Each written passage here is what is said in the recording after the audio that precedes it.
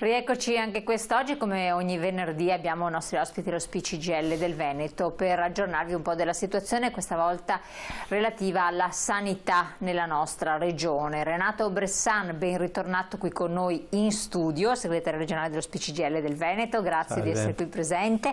Ben arrivata anche collegata con noi Assunta Motta del Dipartimento Welfare CGIL del Veneto, ben arrivata, eccola qui. Grazie. Allora, il tema sanità è un tema purtroppo caldo più che mai in questo periodo. Noi abbiamo avuto diverse segnalazioni da parte di molti anziani relativamente alla difficoltà di accedere alla sanità ordinaria, quindi con tutta la diagnostica eccetera, perché è un po' intasata. Poi ci sono inefficienze, per carità, ineluttabili, che in alcune regioni sono peggiori, niente da dire, però comunque non tutto funziona come dovrebbe. Se poi si verificano anche casi importanti dove la sanità deve intervenire, effettivamente tutto è intasato per il Covid sostanzialmente. Sanità territoriale, ovvero quella che viene a trovarti a casa, c'è, non c'è, a macchia di leopardo, come funziona? Insomma, vediamo un po' di capire voi che analisi avete fatto e che istanze anche portate. Ma intanto c'è da dire che tutta la sanità, ma non solo la sanità, diciamo complessivamente, tutti i valori che noi misuriamo ormai da quasi un anno a questa parte, che siano valori economici, sociali, sanitari, sociosanitari, produttivi, occupazionali, sono tutti alterati rispetto, come dire, a quella che è stata l'emergenza e che ancora oggi c'è, che è l'emergenza pandemica. Tanto è vero che noi ci auguriamo, ovviamente tutti quanti, di archiviare il 2020 come un anno a sé stante, non comparabile, come dire, nella storia con gli altri anni. Poi vedremo il 2021, ci auguriamo che il vaccino effettivamente da gennaio possa coprire intanto tutto il corpo medico-infermieristico, le persone più fragili all'interno delle strutture residenziali, quelle con patologie e via via tutta la popolazione. Nel frattempo però noi, come dire, non possiamo solo attendere il vaccino, anche perché sappiamo che al di là di un'attesa ormai che si spera, ripeto, sia abbastanza breve, ma sappiamo che ci vorranno ancora mesi e mesi, lo dice il ministro della Sanità Roberto Speranza, lo sappiamo dalla comunità medico-scientifica, che dovremo attendere almeno fino all'estate prossima una copertura cosiddetta per l'immunità di gregge, perché dovremo, come dire, vaccinare decine di milioni di persone.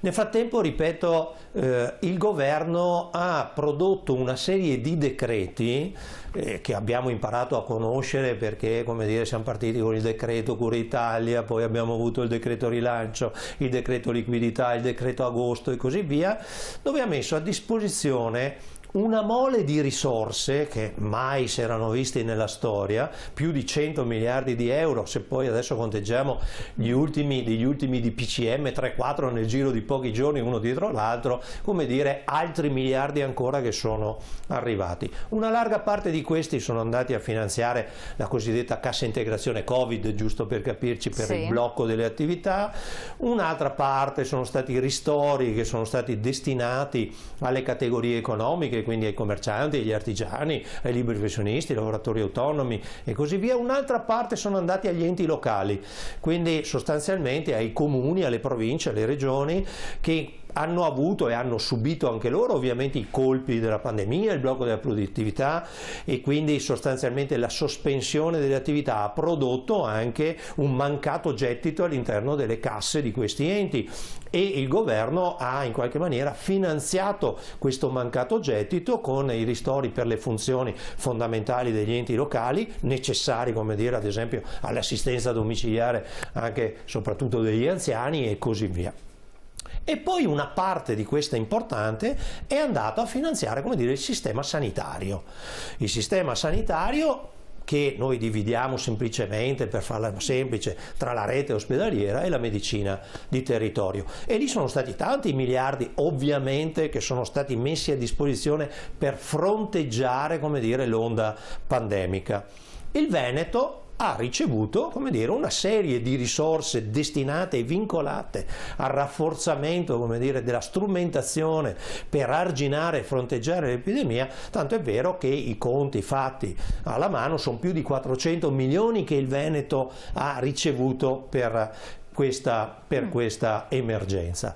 Quindi diciamo che in qualche modo il governo ha messo a disposizione tante risorse pubbliche. Le regioni utilizzano e devono utilizzare quelle risorse, sono già state messe a disposizione da mesi. Perché le regioni? Ma perché le regioni hanno loro la titolarità della programmazione sanitaria e sociosanitaria, tanto è vero che noi diciamo che in Italia abbiamo 21 sistemi sanitari, non ne abbiamo uno. Discussione che bisognerà fare poi, perché abbiamo visto cosa vuol dire la frammentazione del sistema sanitario. Sarebbe opportuno che su alcune questioni si accorpasse e si facesse massa critica e gli orientamenti fossero univoci.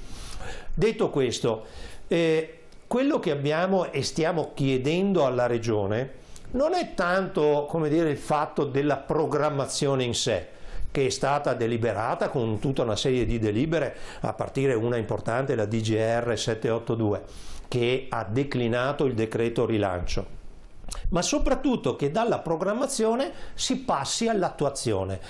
Perché un conto è che quando, come dire, anche il governatore spesso parla nelle conferenze stampa e parla, come dire, della programmazione, lo sentiamo sempre parlare della programmazione in sé, ma quello che io programmo non è detto che poi venga attuato. E tra l'attuazione e la programmazione quello che noi vediamo è che c'è uno spazio ancora aperto, perché, come dire, se io devo programmare 117 unità speciali di continuità assistenziale, le famose USCA che ormai ne sentiamo parlare, poi io scopro che l'attuazione scritto in delibera sono 51, non sono 117. Ma perché questo gap? Perché non si riesce a passare alla fase attuativa? Ecco, l'importante, diciamo, queste le famose USCA, spiegando ai nostri telespettatori che cosa sono, cioè sono qui per sì la medicina che entra nella casa sostanzialmente. Le unità speciali di continuità assistenziali sono delle equip formati da medici ed infermieri di territorio che intervengono, come dire, a domicilio per le persone affette da Covid.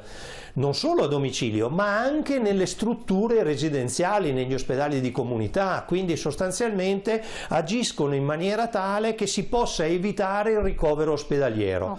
Sono importantissime queste USCA, tanto è vero che laddove funzionano esercitano una funzione molto importante ed apprezzata. Ve ne deve essere, per il decreto legge, ve ne deve essere una ogni 50.000 abitanti, e se io trovo, ad esempio, faccio l'esempio del mio territorio, io vengo da Belluno. 3 giorni fa il direttore generale Rasi Caldogno ha dichiarato, anche con una diretta Facebook, di aver attivato la seconda USCA nel territorio bellunese. Belluno fa 200.000 abitanti. Per la programmazione, da tempo, ormai da mesi, dovrebbero essercene 4. Il direttore generale dice: abbiamo attivato la seconda, ovviamente lo dice anche con una certa enfasi, ci è riuscito, ma ricordiamo a quel direttore generale, come a tutti i direttori generali, che in realtà siamo sottostimati, perché se ne ho 2 vuol dire che ho 100.000 abitanti che sono sprovvisti di quel servizio, ma i soldi, come dire, li hanno ricevuti e sono risorse pubbliche. Chiedo a Assunta Motta, che viene tra l'altro dall'ambito pubblico, se non erro, no? Sì. Ecco. Sì, provengo dall'ambito pubblico. Esatto. Dove sta, stiamo analizzando appunto, dove sta il problema secondo lei?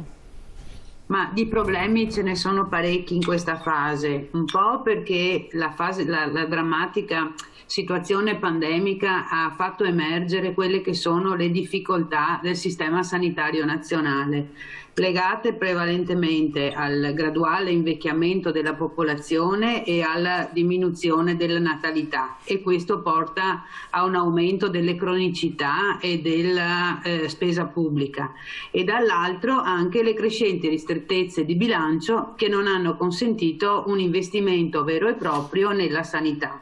Ecco, però però Renato Bersani diceva che ci sono stati degli stanziamenti che non vengono a concretizzarsi nelle USCA del territorio. Adesso parliamo in questo momento di emergenza. Certo, le USCA attivate, per quello che ci risulta, perché non abbiamo un quadro ben delineato di quello che è stato realizzato, siamo forse al 50% della realizzazione. E per attivare le USCA è necessario che ci sia del personale dedicato e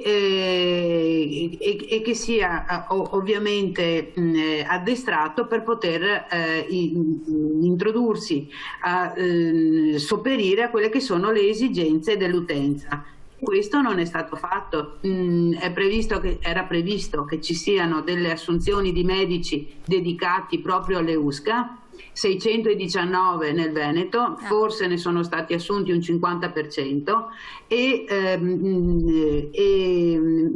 infermieri, anche questi dedicati alle USCA, e anche per questi abbiamo grossi problemi perché negli ultimi anni, oltre al pensionamento dei dipendenti che sono andati in pensione, non ci sono stati investimenti dedicati a queste realtà territoriali, e quindi vuoi per la mancanza delle attività territoriali, vuoi perché comunque c'è stata una difficoltà legata alla pandemia, abbiamo tuttora i pronti soccorsi che vengono intasati anche per quelle situazioni, che potrebbero essere tranquillamente risolte nelle USCA o addirittura a domicilio, se il personale delle USCA si recasse nelle realtà familiari per poter assistere gli utenti. Ecco, perfetto. Prima della pubblicità volevo far vedere la prima slide con Renato, un attimo commentarla, perché ci fa vedere proprio la situazione, quindi di come andrebbe l'intervento di potenziamento dell'assistenza territoriale. Quindi vediamo un attimo se riusciamo a metterla in onda insieme, così la possiamo commentare. Che tra l'altro, eccola qua, fase 1, 2, 3, 4, 5. Sì, sono quegli strumenti, come dicevo prima, che sono stati previsti dal decreto rilancio, che quindi riguardano le unità speciali di continuità assistenziali di cui abbiamo detto, ma riguardano anche ad esempio il potenziamento degli infermieri di famiglia e di comunità. Quindi in questo caso dovrebbero essercene 8 almeno ogni 50.000 abitanti. Noi abbiamo uno scoperto di più di 400 infermieri di famiglia, ma riguardano anche i gruppi operativi a risposta rapida, questi famosi GOR di cui ogni tanto sentiamo parlare. Sono anche queste equip che escono velocemente a risposta rapida, che dovrebbero essere potenziate. Ce ne sono, ovviamente non è che siamo in assenza, ma andrebbero potenziate. Le stesse centrali operative territoriali, anche qui le famose COT, di cui, come dire, sono nate ancora parecchi anni fa, ma sappiamo e vediamo che ad esempio l'apertura per quanto riguarda il pubblico è diversificata tra una ULSS e l'altra, e dovrebbero avere un'apertura decisamente più ampia rispetto a quella che c'è attualmente, tanto è vero che molti ad esempio ci chiamano e si lamentano del fatto che non riescono a trovare nessuno presso le centrali operative, e sono il nodo che congiunge magari l'assistenza ospedaliera con quella di territorio, quindi sono strategiche le centrali operative territoriali. Mancano le persone?